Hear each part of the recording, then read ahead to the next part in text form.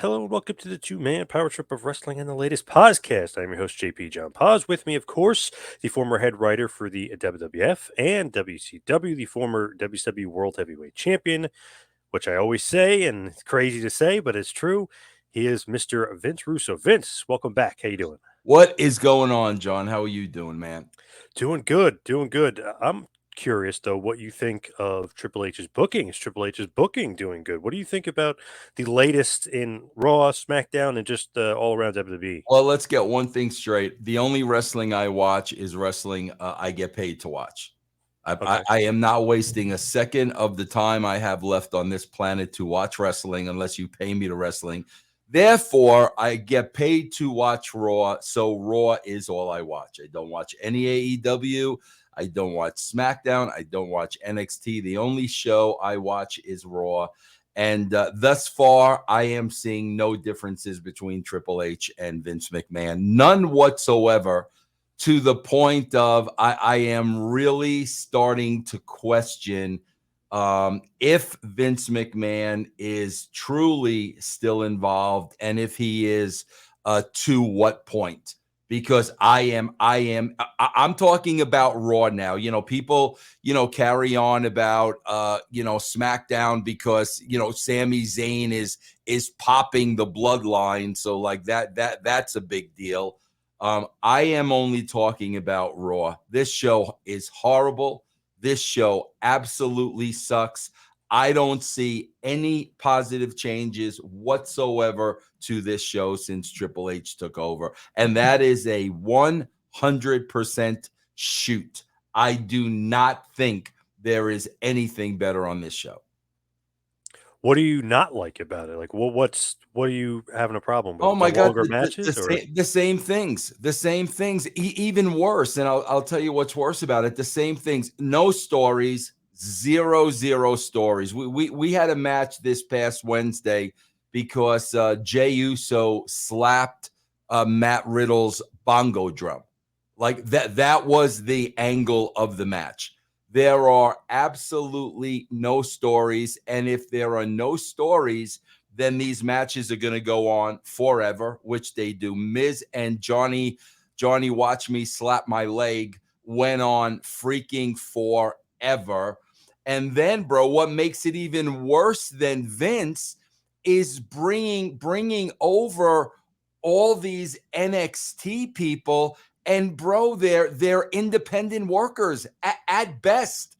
They're amateurs. They are not pros. At least Vince drew the line when it came to these NXT workers. Triple H ain't drawing no line, man. He puts those Sky Sisters in like every main event, and they suck, bro. They're terrible. Somebody is going to get hurt. So as far as Raw, I don't see one single positive. Now, I will tell you this on SmackDown, I'm always interested in what Bray Wyatt is doing, but that has nothing to do with WWE. That's got nothing to do with SmackDown. That's got nothing to do with Triple H. That's got to do with Bray Wyatt because I know Bray Wyatt is coming up with a lot of that stuff on his own. So I am always interested in what Bray Wyatt is doing. Bro, outside of that, there is nothing I'm not going to watch amateurs, bro. I mean, bro, I don't watch double A and triple A baseball. I watch professional baseball. I'm not a fan of of B movies. I want to see blockbuster movies with movie stars.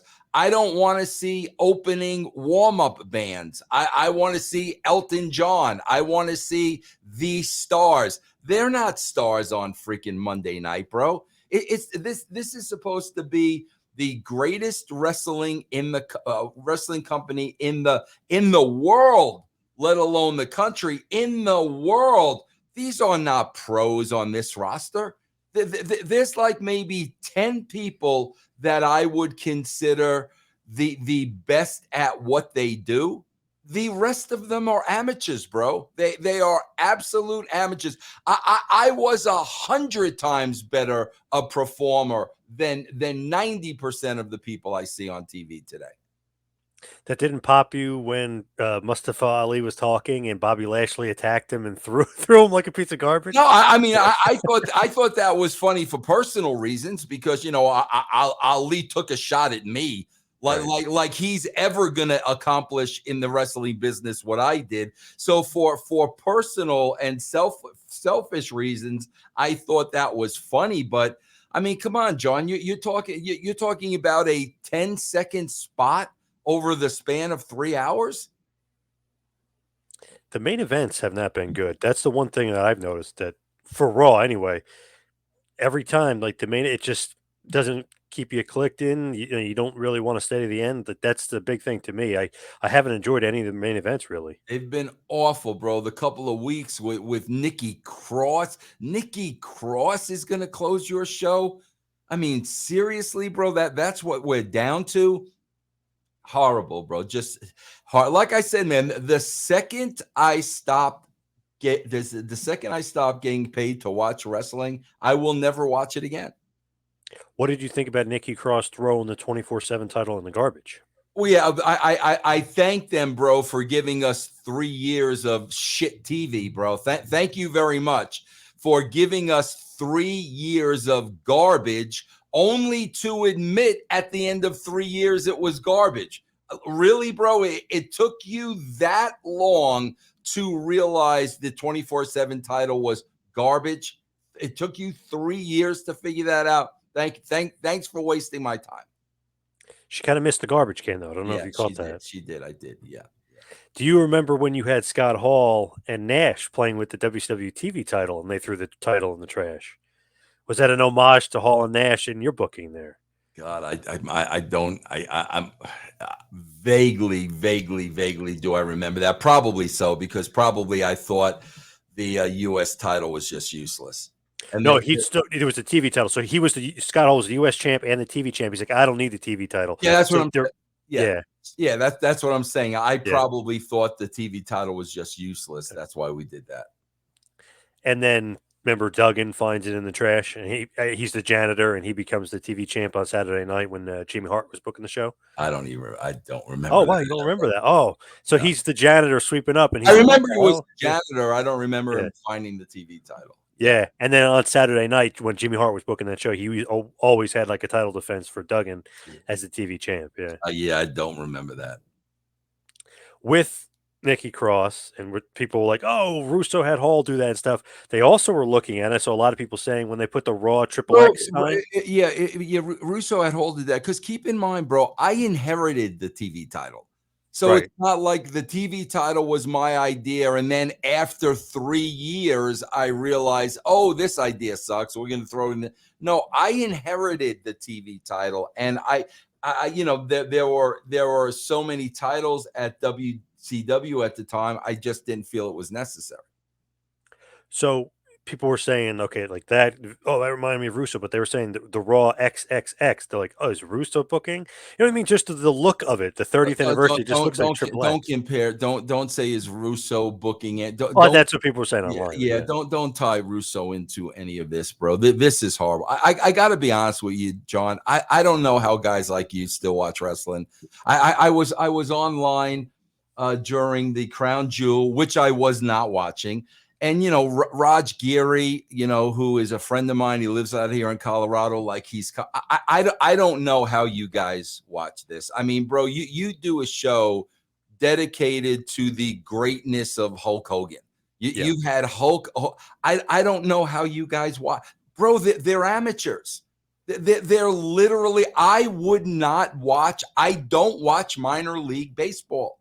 I watch professional sports. I don't watch minor league sports. They're minor leaguers, bro. I can't understand how somebody that was a fan of during a time that I was, I don't understand how they're watching the same thing I'm watching. I got to be honest. Monday nights, I do not watch a lot of Raw because Monday Night Football's on, and I have a Good for lot you. of invested into fantasy football. So a lot of Good guys are for you. playing.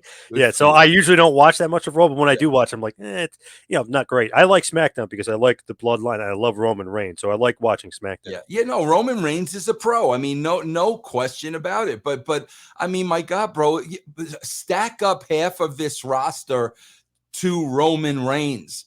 They should not eat. They should not even have a job with the company, bro. Roman Reigns should be the standard bearer.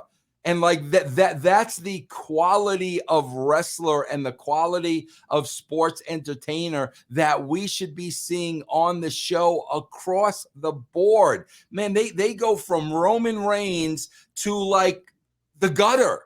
And it's, come on, man. I swear that some of these people, and Triple H is just putting them on TV, and the casual audience is never going to give a shit about these people, man. You think Johnny Gargano's going to get over with the casual audience? Are you kidding me, bro? You got 90% of the casual audience sitting at home and saying, I could have whooped this guy's ass. Why is he on TV?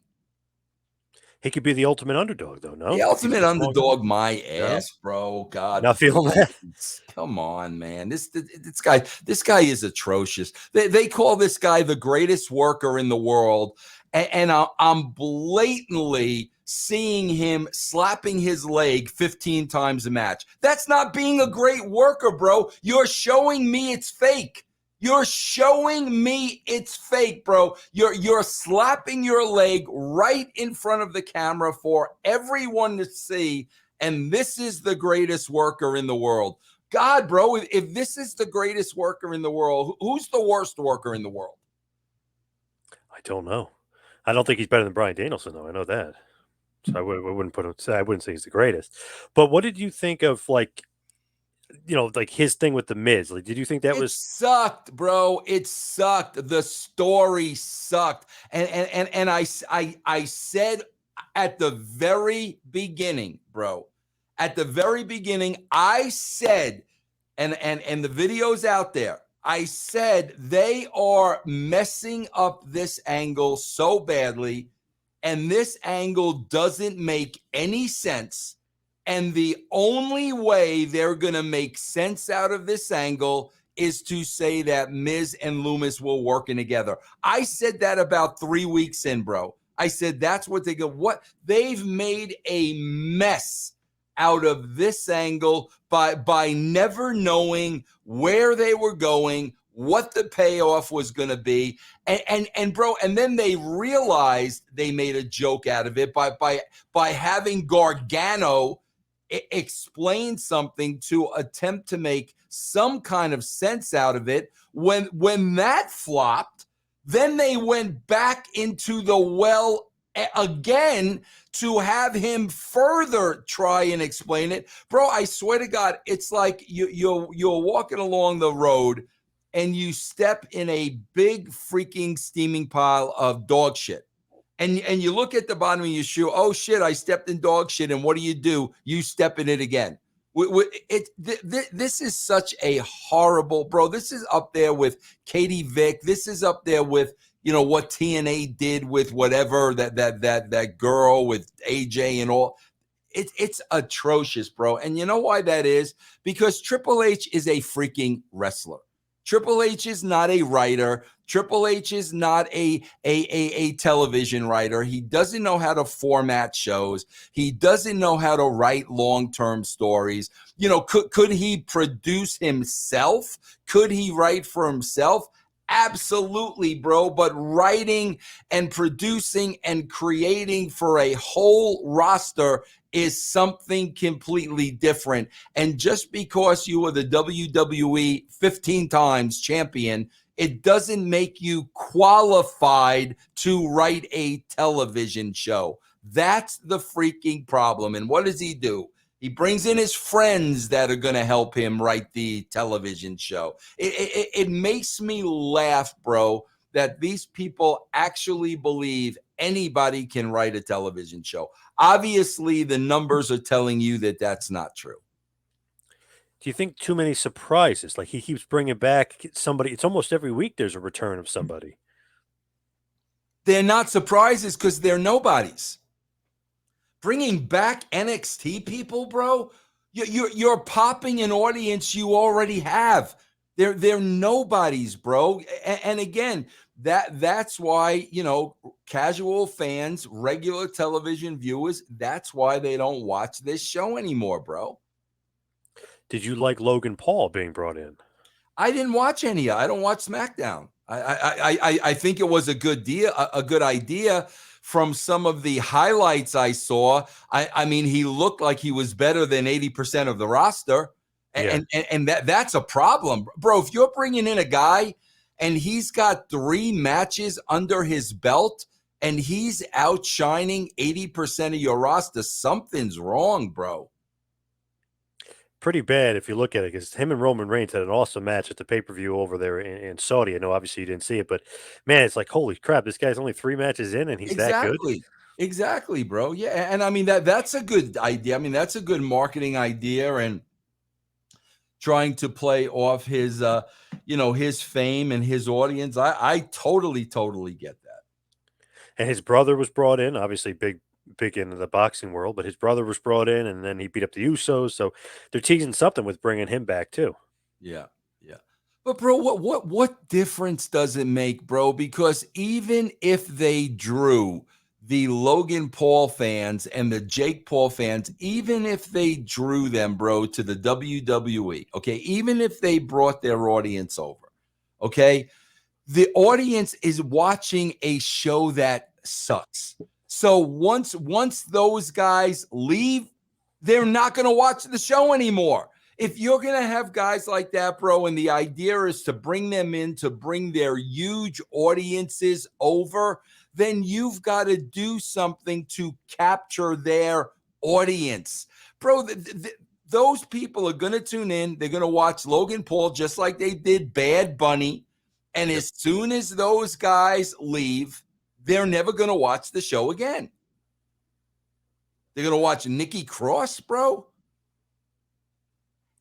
That is true. I mean, how do you hold them? How do you keep them? You have How a good would you do that? show. You have a good show, bro. We used Mike Tyson the same exact way. We used Mike Tyson to bring in the Mike Tyson audience and the boxing audience and, his celebrity. And the idea was, we know we're going to have a larger audience as long as Tyson's on. We've got to keep those audience stay tuned for when he leaves. We knew that, bro. You're not going to do that by writing crap television week after week after week. But with the writers that are there now, do you think it's a problem that some of them don't even know anything about wrestling? Do you feel like the writers need to know something about wrestling to be there? Bro, you need to know about wrestling and you need to know about writing. You need to know those two things, which I knew. I have a degree in journalism. I've written books. I've written pilots. I've written sitcoms. I've written full-length movies. You have to have an experience in both, bro. And these writers coming in, I don't know what their experiences are in wrestling. And on the other side of the coin, Triple H, I know what his experience is in writing, 0.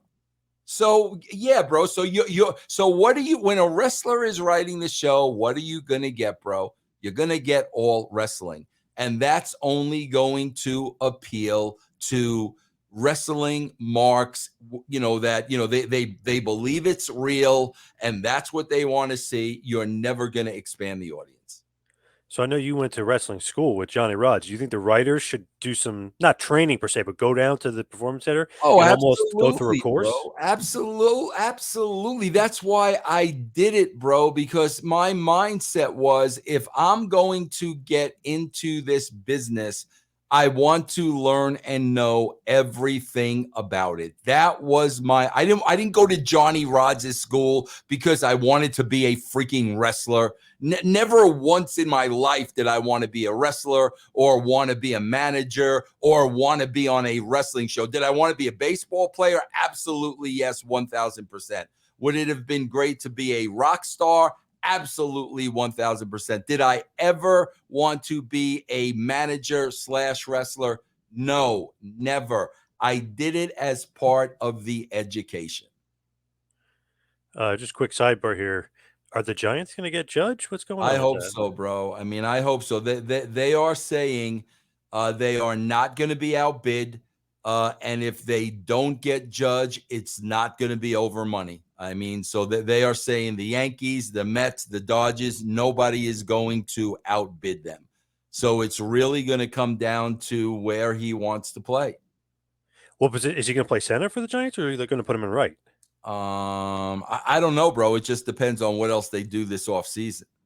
But he grew up in Sacramento. I mean, he That's grew the up a problem. Yeah, Giants fan. I yeah, mean, that's the problem for the his Yankees. family, his family's from there. That's a big deal.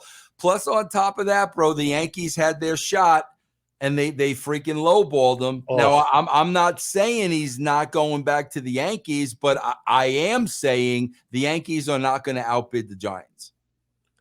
I guess they're going to have to put the C on his chest in order to get him and offer him comparable money, I guess. Well, I don't think the C on his chest is going to mean shit. I mean, the bottom line is if the Giants are true to their word and he can get more money playing closer to home, I don't see why he wouldn't take it. Man, so probably 40 million a year, maybe, which is nuts. Could be, bro. Could be 40 million. Could be 8 years. I mean, whatever it is, man. I remember Cashman. Remember years ago he lowballed Jeter, and Jeter came back anyway. I hope the same thing happens for the Yankees. Because, geez, if they didn't have Judge, I don't know where they'd go, or I don't know Yeah. where they'd be. Well, bro, there's another side of that story, though, John. And the other side is, bro, they haven't won it with Judge. Yeah, Like, seriously. Like, yeah, he's been I awful mean, in the playoffs. Yeah, yeah, I mean, first of all, bro, we're talking about Yankee Stadium, so it's not like, okay, bro, if Judge goes, you're gonna hurt in attendance. That's not gonna happen. The Yankee fans are gonna come out. So when I look at that kind of money, I'm like, bro, you never won it with the guy. Like, if I can get 3 other guys for that same amount of money, I mean, that's, so I mean, I think that's the other side of that. I don't know. It would be funny to think with like the Yankees without him, like where would they have been this year? I don't even think they make the playoffs. They Yeah. would have been so Bro, bad. the interesting thing is, though, if the Giants do get him, the Giants open up this year at Yankee Stadium. Wow, really? What a Yeah. coincidence! Holy shit! Yeah. Wow. Yeah. So I mean, that would be pretty interesting. Are the schedules different now? They're not doing Oh, the yeah. No, bro. The schedules are different now. Every team plays every team. So so not doing the strong schedule. you used to play the teams in your division 19 times, so the Giants would have to play the freaking Dodgers. Now you play every single team. Wow. Yeah, Damn, that would be crazy though if he opens up his that'd first be the first crazy. series is with Yeah, against his former team. that'd be And crazy. I was reading that his replacement, they're looking at some Japanese guy, Ishida or something. Did you see that? I didn't see Uh, that. No. I forget what team he plays for in Japan, but they're like that could be Judge's replacement, a right field. Like they're looking at some Japanese player. Like, are they Yeah. crazy? Well, they had a lot of Well, Hideki Matsui was awesome, yeah, but I mean, yeah, they had a yeah. great experience with Matsui, bro. I mean, he was a great Yankee, so why not? Actually, he was a more clutch player than Jeter, which people for some reason don't realize. Yeah. See, that's the thing too. When you watch the Jeter documentary, like Jeter was a Yankee fan through and through, Yeah. like growing up in the whole 9 yards. Like Judge wasn't. Judge was a Giants fan, you know what I mean? So Yep. I don't know, bro. That family chip is a big, big, big deal. And I mean, if his freaking parents and if he's got brothers and sisters, I don't know, man. If they could jump in a car and be at the ballpark in 30 to 45 minutes, and he can spend time with, I mean that's a big deal, bro. My only thing with Cashman, if he doesn't bring Judge back, I don't think how could he be the GM of the team? Like, how could they bring him back? Yeah, I don't know, man. Well, he's not on the contract with them right now, right? Oh, that's right. As of whatever was Or November October 1st or whatever. 31st. Yeah, yeah, he was no Yeah, longer. Ooh, yeah. crazy. Yeah. I mean, he's been there long John, enough. I I think gotta it's be time to honest with move you. on. You're a Yankee fan Yeah. too. Oh yeah. Yep. John, I gotta tell you something, bro. And this may come back to bite Yankee fans in the ass, bro. They were freaking booing him during those playoffs, man. When Yep. he hit that little rough spot, and they freaking turned on him.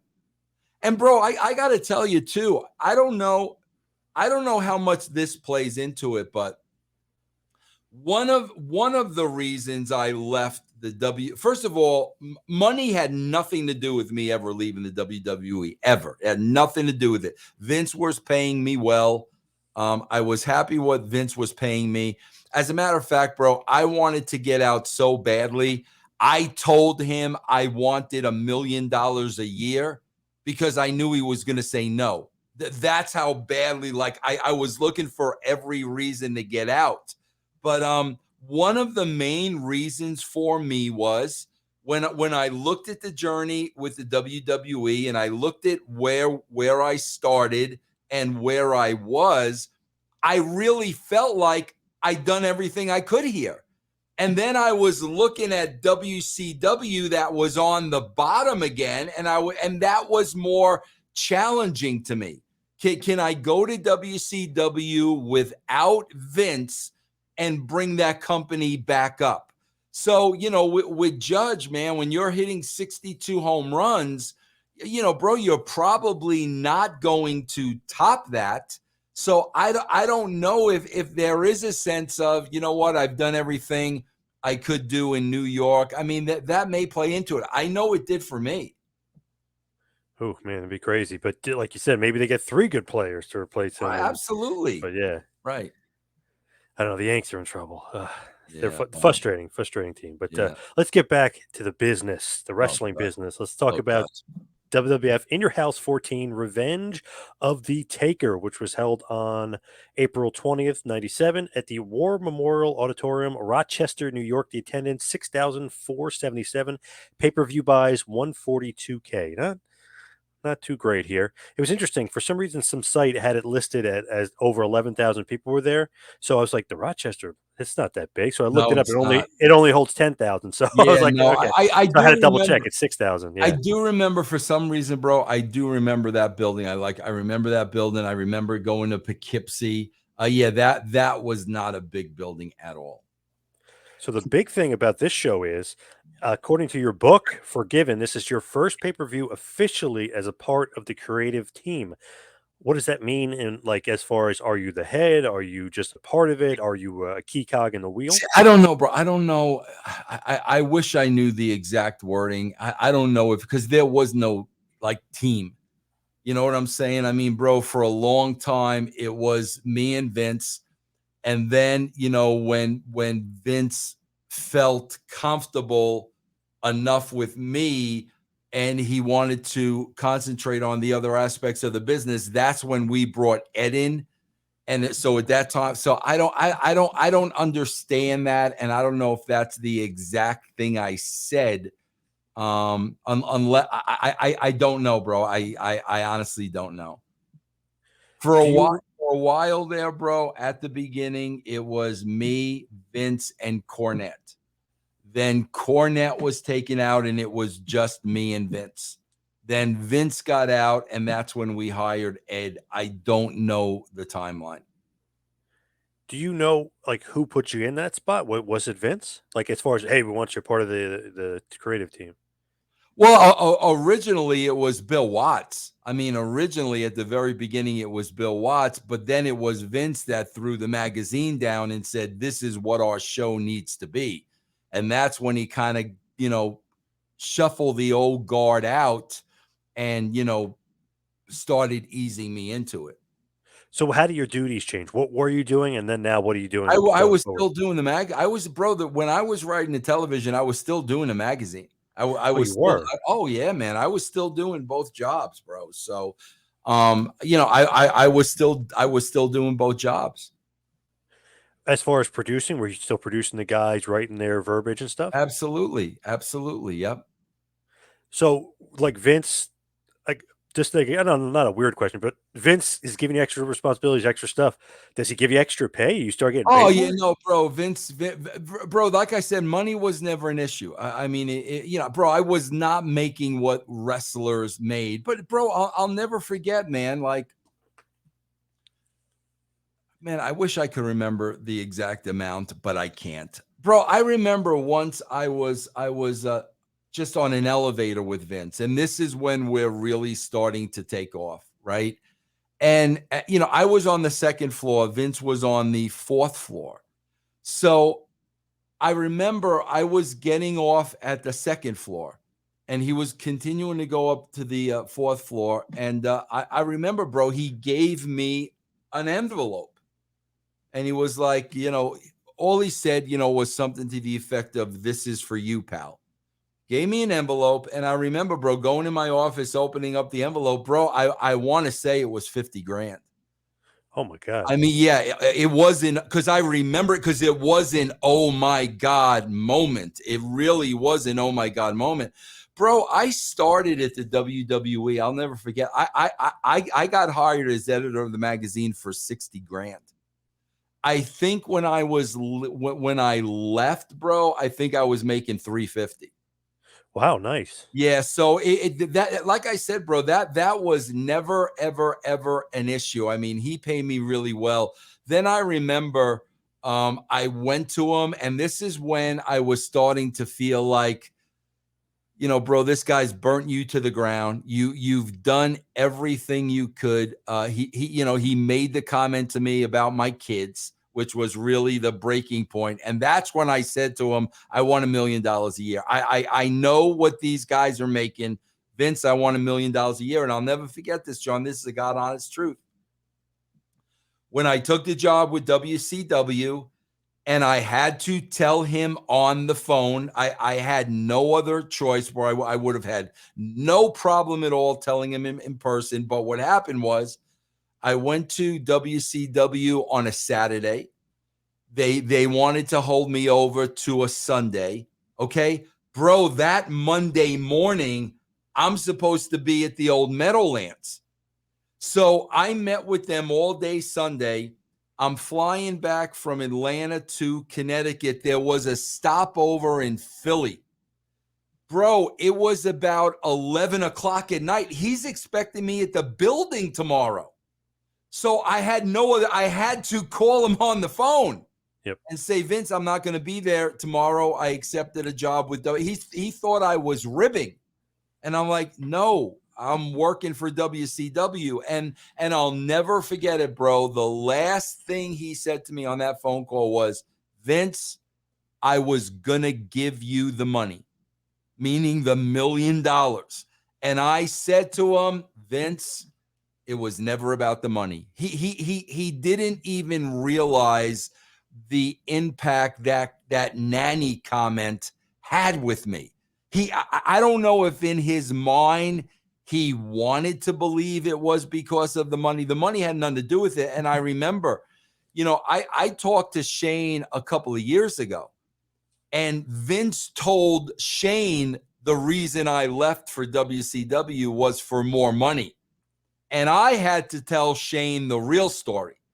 And Shane, there was a long pause when I explained that to Shane. And Shane said to me, he said, "Vince, I am not surprised at that. I'm not surprised at that at all.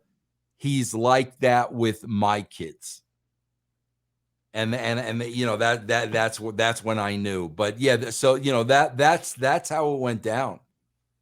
Wow. Yeah. Huh. So obviously here, I mean, we're in '97. These are the better times. You guys are in good graces here.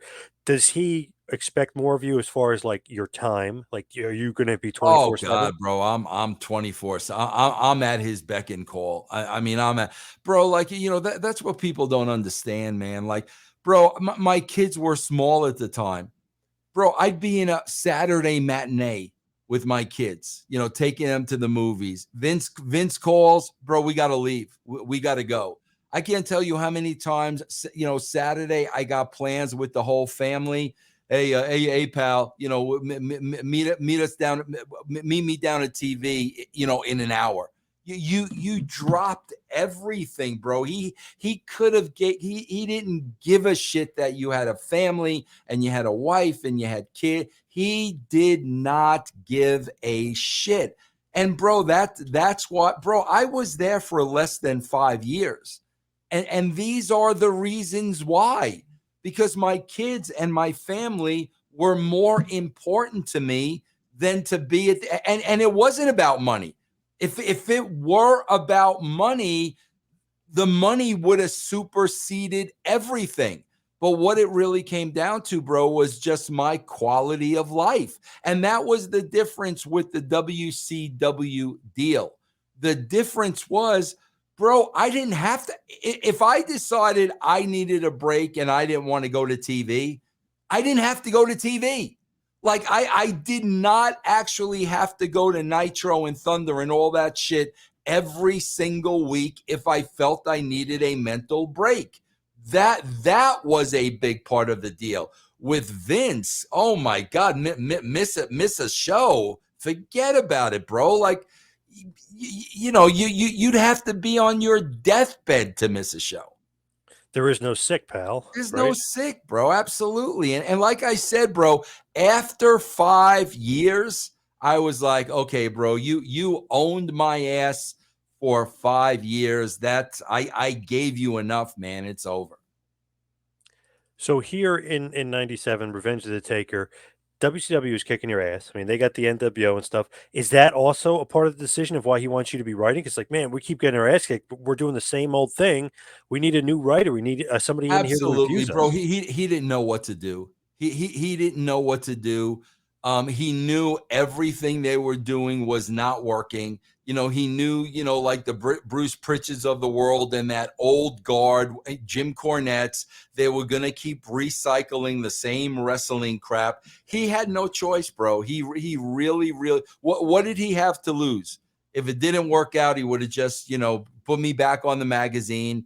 So he really didn't know what to do, but he knew he needed to do something. So when you go in, are you able to do your ideas like immediately, or is it one of the things you have to slow Oh, play everything? I got to slow, bro. I'm doing over on russosbrand.com. I'm breaking down the Attitude Era hour by hour, and I'm just getting into like January. What year was this? 98? April '97. Yeah, I think I'm just getting into January of 97, I think. Or is it? Yeah, I think I'm just getting into January of 97, I believe. What year was Survivor Series? The Montreal Screwjob, Yeah. that was 1997. Okay, I'm just getting into like 90. I think I'm just getting into 90. Like right around that time was when I really, really was like, I mean, bro, like when I tell you I'm writing 100% of the show, I'm writing 100% of the show. But it did not start that way.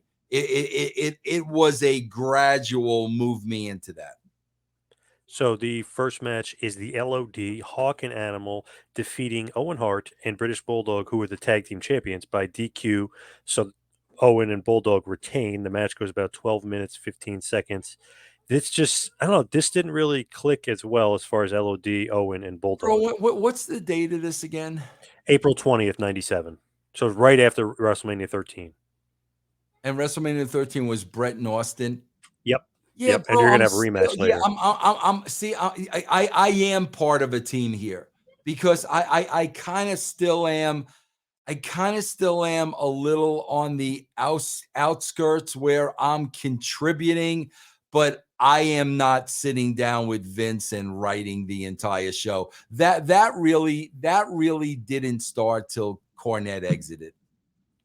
Oh, I forgot to mention this. The dark match. The Sultan with Iron Sheik defeated Flash Yeah, Funk in see, 3 minutes. that tells you right there, bro. The Sultan ain't going to be a Vince Russo character. Everybody will know that. What about Shiki Baby? Yeah, well, Shiki Baby was great to have around. I used to love having him around, but the Sultan was not something. Well, that was something I inherited. It's weird. LOD, Owen, Bulldog. You expect some awesome match, but I don't know, for some reason it didn't really catch for some reason. It wasn't as good as I was hoping it was going to Yeah, be, but I it mean, was okay. on paper, it sounds like it should be a good match. Yep. Um, the thing with Owen and the Bulldogs too. Remember they were a little miscast too. Remember like Clarence Mason was kind of flirting around with, not at this point, but at one point. So Yeah. it's funny. It's like trying to get certain guys creatively in the right spots. Like because you could have all this great talent, but if they're not in the right Oh, creative spot, it's like a absolutely. waste. Bro, there are so many talents on the WWE roster now that were at some point more over than they are now. Bro, that should never happen. There should never be, the talent should not be coming down. And there are so many people on their roster now that at one point were at better spots.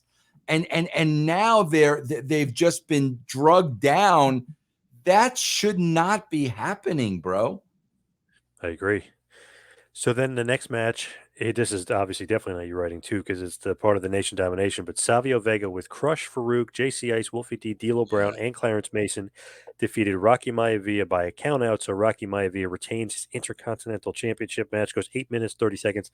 Not great here, but a lot of interference here from this random grouping. I know Yeah, we talked well, about this before. The Nation. it's random, bro, because they don't know what to do with these guys. I mean that's why Rocky was put in the Nation to begin with. They did not know what to do with him, so they're thinking, oh, bro, put him in the Nation under Farouk's. Farouk will be with him on the road and teach him the ropes and this and that. That's what they do when they don't know what to do with people, bro. I always like laugh thinking about this group. Like, who thought like Savio, Crush, Farouk, PG-13, Bruce, D'Lo, and Bruce, Clarence Mason would be a good fit together? Bruce. Really? Why? Yes. I don't even get it. I don't know, bro. I don't know. So you got a Spanish guy, the white guy, the black guy, but then two other white guys and a random. You know what I mean? I don't like how is that the Nation of Domination? It I doesn't have really fit. I have no idea. Bro, while I'm working there, I'm asking the same things while they're putting this shit together. Um, I don't know, just weird. But also, obviously, we were saying Rocky Maivia.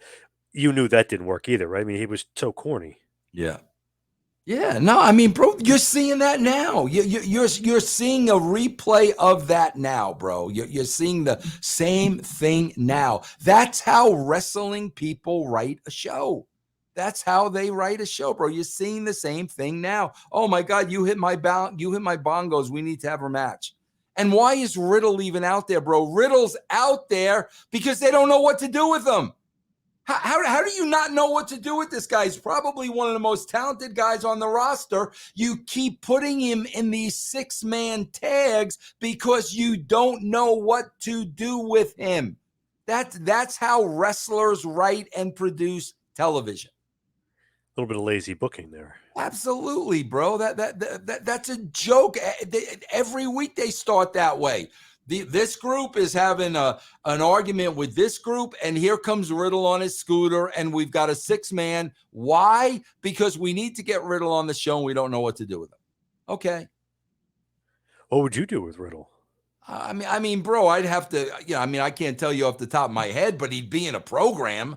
I mean, there's no doubt about that. He would be in a major, major program and be in a good spot on the card. He wouldn't be opening up the show in a meaningless 6-man tag. I mean, the people love Riddle. He's over with the kids. That stuff is over. So you've got to take advantage of that, especially when you have such little star power. But the fact that it goes right back to the Miz and the Loomis angle.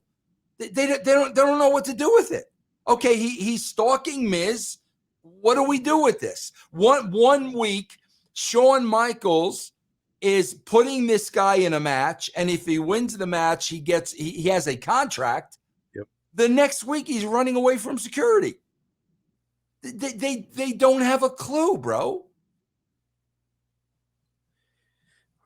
Weird stuff going on over there. But do you think that you need almost like a AEW, like what WCW did to you guys, for somebody to kick them in the butt, like for real, and No, like bro. we got to shake things up? The old school, the wrestling bubble, the hiring your friends. That shit is so freaking old, bro.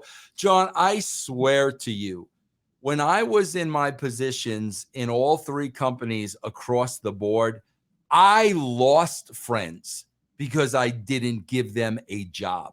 Okay, my deal was, if you can help this company, you know, whether it's on the wrestling roster, whether it's behind the scenes, if you could help this company, I will help get you a job. I am not going to help get you a job because you're my friend. I'm not going to do that because I have a responsibility to the company paying me. And I lost friends over that, and I was okay, bro. But now it's like we just the same people keep getting the same jobs over and over again, and then we expect things to magically change. Bro, it blew my mind that Jeff Jarrett was let go of the same job at WWE twice, and then he gets hired at AEW for the same job. Bro, he got released twice in that same spot. At my thing, I don't want to get hired by the wrestling business. I am done. I'm done. But my God, bro, there's so many good people out there that have not been in those spots that could probably bring a lot to these companies, but they just keep recycling the same people. You know, Triple H, Vince fires Road Dogg, Triple H fires Road Dogg back. Like, it's the same freak. Come on.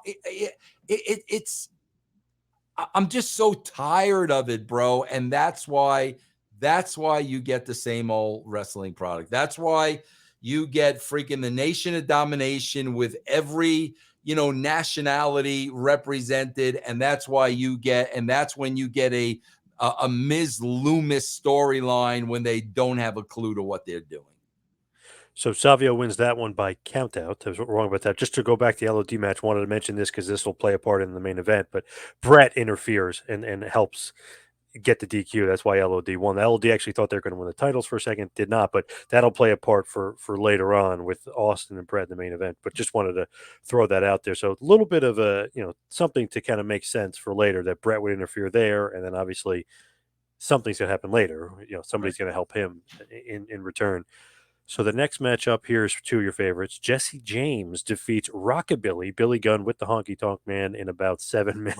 Rockabilly. Come on, bro. Like, you see what I'm talking about? I mean, this is exactly what I'm talking about. Jesse James and Rockabilly. Yes. Okay. What do you think about Rockabilly? Great gimmick, no? Horrible. So you're probably well aware of this, and I don't know if you were part of this, but remember Disco got fired from WCW because he wouldn't job to Jackie, so they fired him. Supposedly, he might have been a free agent, so he was going to be I was trying to get Disco hired.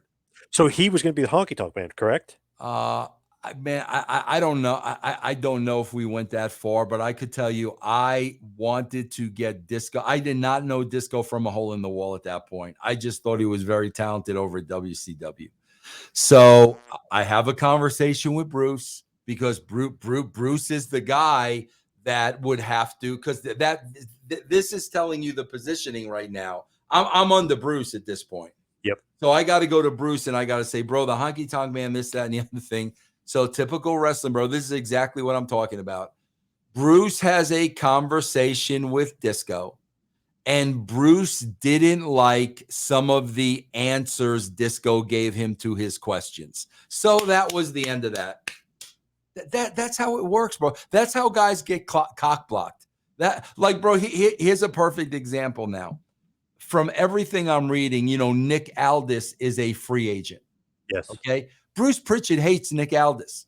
Yep. He'll never work at the WWE. Pritchard will make sure he'll go to Triple H and talk about what a problem he is in the locker room and this, that, and the other thing. So they will pass on what could be a major talent for them because one single freaking person doesn't like him. That's what I'm talking about, bro. I heard back in the day, not too long ago, like a couple of years ago, Vince actually was talking about bringing me back. Vince was. And somebody in the company, and I heard it was Bruce, and which would not surprise me at all, but somebody talked Vince out of it. That's all that it takes, bro. And like I said, I did not work that way. If you were going to help us, I did not care what my personal views or opinions were. If I thought you were going to help us, we were going to, I was going to, I was going to convince Vince to bring you in. So obviously disco doesn't make it in, so we get rockabilly instead. I mean, I just talk about not fitting. Oh my God, what the hell? Absolutely. That's Bruce. That's all Bruce, bro. And where is Bruce today? WB There you go.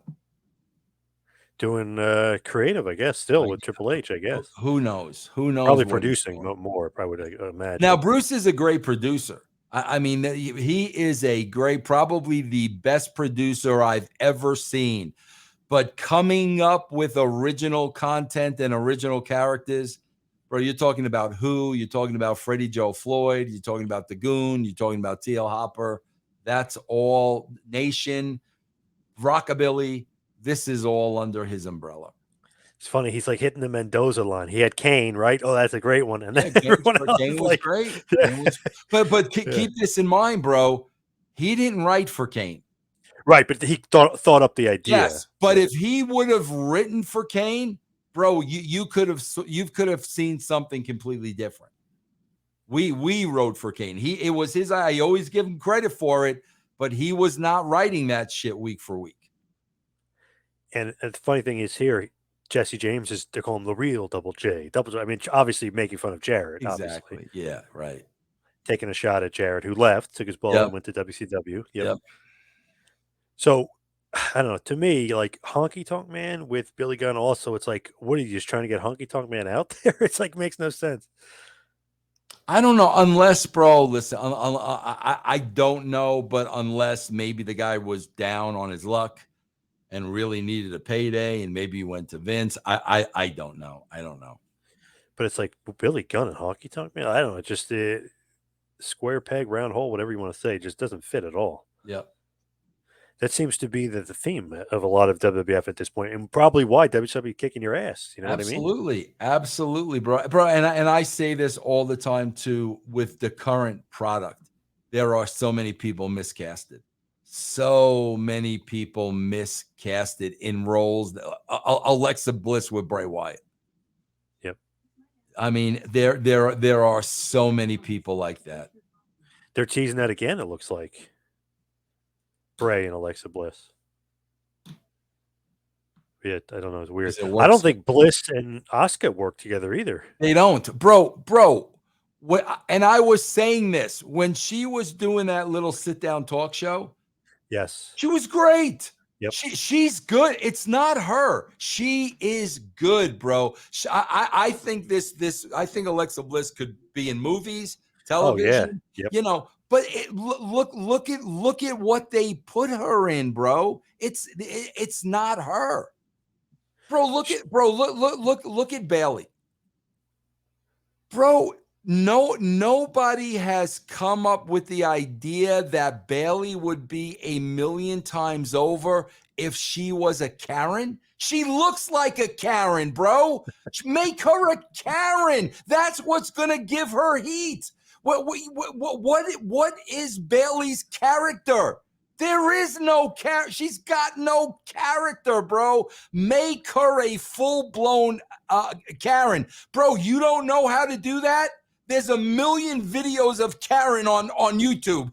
Go to YouTube and put in Karen, and you will see how a Karen acts. Bro, you make her a Karen, she will have so much heat. How do they not figure that out? I don't know. Damage control is terrible. Bliss is awesome. I think terrible. Bliss is great. Great character. She's a great talent, bro, in a horrible, horrible role. And Bayley probably should be a babyface. If you're not going to do the Karen stuff, she should be a babyface. I agree. Anyway. I agree. She's in no man's land. So back to Revenge of Taker. Oddly enough, here the show is called Revenge of Taker, but he's not in the main event. So Undertaker, who's the world champion, defends the title against Mankind with Paul Bearer. Undertaker wins pretty damn good match here in about 17 minutes, 30 seconds. Why wasn't he a part of the main event, but the show is called Revenge of Taker? I don't know, bro. The only thing I could think of is a lot of people don't realize this. When you come up with those posters and the names of the pay-per-views and all that crap, it's like three to 6 months prior, bro. Yep. That's how the name DX got started. Months before, creative services had come up with the name of DX for an In Your House. Right. December of 97. Yeah. Months before. And I saw that when we were putting the group together, and I was like, holy crap, that is a great name for this group. But probably, bro, like, you've got to come up with the creative for creative services so they get all the advertising and the promotion done. That's at least 3 months in advance. So it could be that things changed over those 3 months. That's what I would think. After Taker wins, he then throws a fireball in Paul Bearer's face, just for good measure. So I mean, we're kind of building, obviously, eventually up to Kane showing up, but Yeah. it's interesting that Mankind, which is maybe the feud that saved Undertaker for a little bit, is like continuing on the Yeah. feud. But Undertaker kindly vanquishes him and gets his revenge on him. Yeah. So the main event of the evening, Stone Cold Steve Austin defeats Bret Hart by DQ in about 21 minutes. This was a match to determine the number one contendership for the WWF title. Pretty damn good match. Not as good as WrestleMania, but pretty damn good match. Bulldog interferes, and that kind of causes the DQ. So earlier, Bret helped him. He now helps Bret, but Austin gets the win and is number one contender. Why DQ finish here to end the pay-per-view? Bro, that's them again, because I'm asking the same thing. I am 1000% asking the same thing. Especially so Bret would have already beaten Austin at WrestleMania, right? Did Austin ever get his win back over Bret? So here by DQ. Yeah, but not by pinning him? No, because remember they have the match on Raw too, and Austin beats the shit out of him, throws him in the ambulance, and destroys him. Technically, he wins, but he didn't pin him though. Yeah. I mean, bro, they definitely were using that first match to set up the run-in with it. They do. It's the same formula today, bro.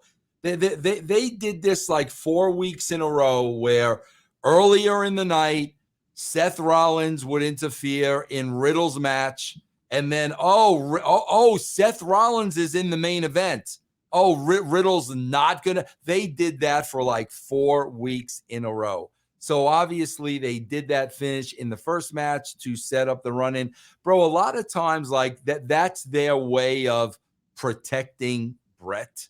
But I don't think losing a great match, a hard-earned match to Steve Austin, I don't think that's going to hurt Bret in any way, shape, or form. I always thought it was weird too, because Austin could have used the pinfall victory. Yeah, I know I Bret agree. eventually at SummerSlam is going to win the title, but I always thought like, wow, he could have really used that pin. I know he technically beats him twice, but he doesn't really beat him. Yeah, I agree, bro. I agree with that 100%. I agree with, bro. They use formulas. That's the problem, bro. They can't get out of these formulas, and then they go on for so long that they become tiresome. Yep. And bro, it's like, we started with Loomis taking Miz from the ring, bro. 3 months later, we're right back at the same thing. He did that's what I'm saying, bro. Bro, to me, the WWE reminds me so much of the gerbil that goes around in the wheel. And it never goes anywhere, bro. It goes round and round and round and never goes anywhere. So to end the show, really, Owen and Bulldog are trying to beat up Austin. Austin chases them off. He hits Bret with a chair. He's really targeting the knee. He applies the sharpshooter. The officials have to pull Austin off of Bret because he's gonna like literally kill him. So it's almost like the reversal of what happened at WrestleMania, except for now Austin has him in the sharpshooter and he's not letting go. So yeah, good stuff by them too. But I wonder if it was going to eventually lead to, because Austin still feuds with the Hart Foundation going forward. Like the Hart Foundation will cost Austin title shot against Undertaker. Then he'll start feuding with Owen. Obviously, then he breaks his neck, but he still would feud with them. The Canadian Stampede, that great 5-on-5 match involving LOD. Yeah. So you're continuing on with Austin Bret. I wonder if that was in the cards for future, that he was going to finally get his big win over Bret. It probably was, bro, because of, like I said, how long they were just, like stretching stuff out. So it probably was, bro. I mean, to give them the benefit of the doubt, It very well could be, but just never got to that point because of what happened with Bret. So this is an interesting thing that always happened with the in your house shows. They have dark matches after the show goes off the air, off the main event, because I guess people are there. They want them there for because in your house is basically 2 hours.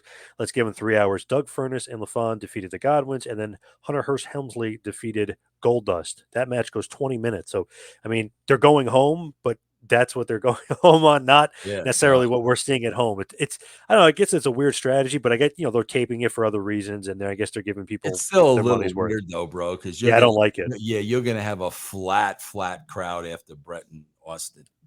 That's almost like okay, we get Austin and Brett, the two best guys, and then like, all right, then we get Goldust, Triple H are good, but at that point, 97, it's like the highest of highs, and it's like, okay, we're going Yeah, back to the mid card. It's weird. yeah, it's very, very, very, very weird, bro.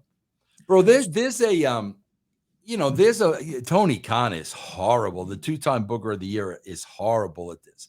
There's a way to set up a card. Yeah. And the card, it's supposed to crescendo, bro. Like that's how a card should crescendo. A television show should crescendo, build. They don't even know how to do that. I mean, they don't even know how to format a show the right way, bro. So, do you like where you're headed here with this show? At least some of No, it, like Austin and Brett, at least, or no? yeah, no, bro. Like I'd say, Austin, Brett, maybe Undertaker, Mick, but there are so many characters that either we have to kill or Yeah. either we have to reposition them and put them in their proper spots, and that's going to take time, bro. That's not going to take a week. All right, let's hit the plugs. You can follow me on Twitter and Instagram at Two Man Power Trip. Check the website, tmptempire.com. Patreon.com/tmptempire. Vince, what do you got? Yeah, guys, you can check out russosbrand.com, and that's under the channel attitude.com umbrella. And then we got separate shows on patreon.com/Russo TWC. All right, thank you everybody for listening, and we'll see you right back here next week on the Pozcast. See you next time, folks.